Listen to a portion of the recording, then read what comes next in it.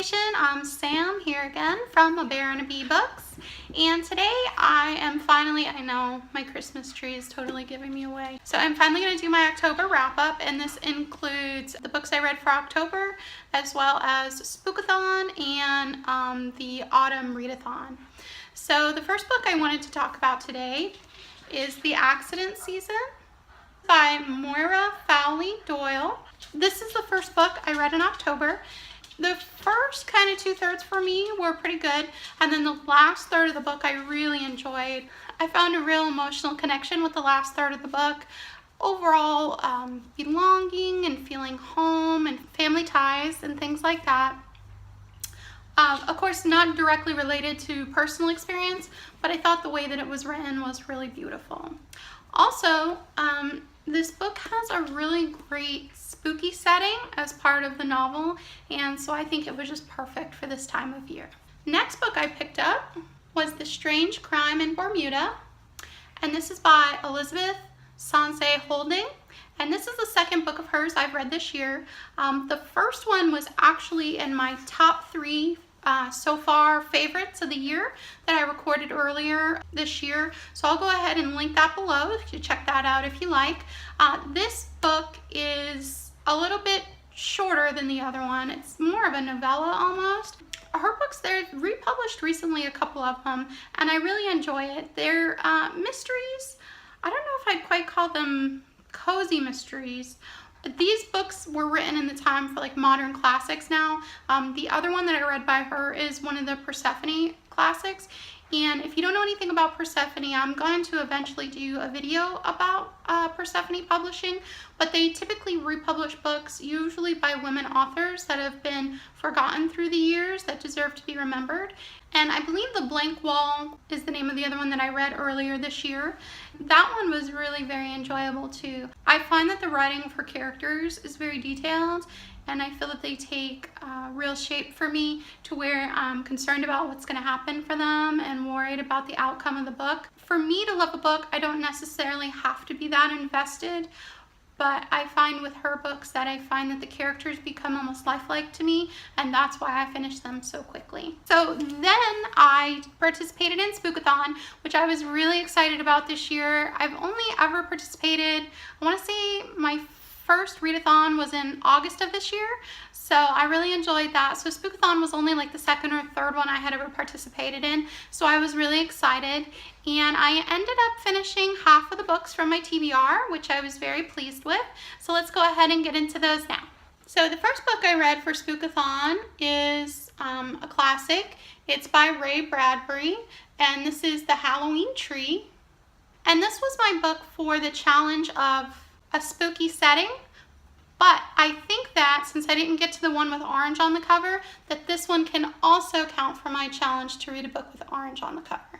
This book I really enjoyed. I found that I was almost kind of bummed out that I didn't find it when I was a kid, because I could imagine like the younger version of myself reading this and really getting swept away in it.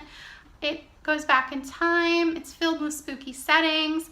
There's a group of kids and kind of all the antics that they get up to, and I love like movies and stories like that. Like one of my favorite movies is The Goonies, and I love Stranger Things, just that group of young kids getting together and going out and having adventures.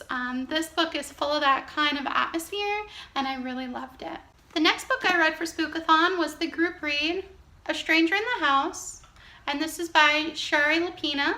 I don't read a lot of thrillers. Every once in a while I'll read one, but it's not a genre that I typically go to. I always find myself kind of pleasantly surprised by the genre, as well as not really knowing what to expect.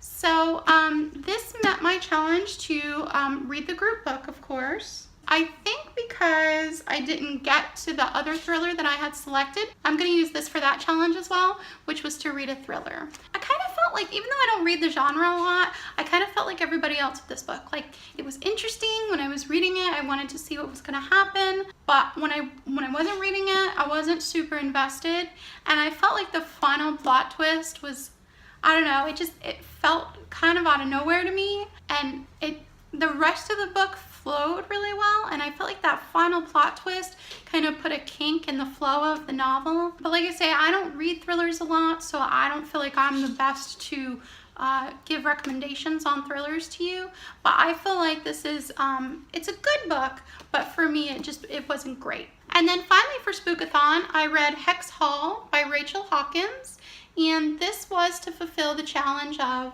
a childhood fear, and I'm also going to use it for the challenge of to read a book with a spooky word, because a hex can be spooky. I read this fairly quickly. Like most people on BookTube, I'm sure a lot of people that read a lot that are into things like Harry Potter or YA. I love books that take place in boarding schools, and so that was one buzzword for me. Also, this book has witches in it. That's another one. I love to read books about witches or other supernatural creatures. Mermaids are probably my favorite fictional creature, but I do enjoy reading about witches as well. I found the book fast-paced, fun, really enjoyable. I found that it had a lot of kind of adventure themes in it, and there was also a note of suspense.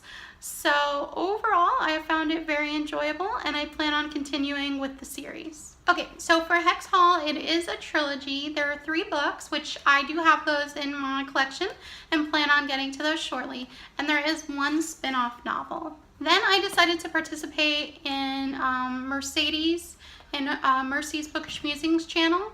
She had an autumn readathon this year for reaching 30,000 subscribers. And I've always loved her video. I find her thoughts very insightful, and I find that she reads a lot of unique books, and I like some quirky stuff myself, so I always found her recommendations very helpful.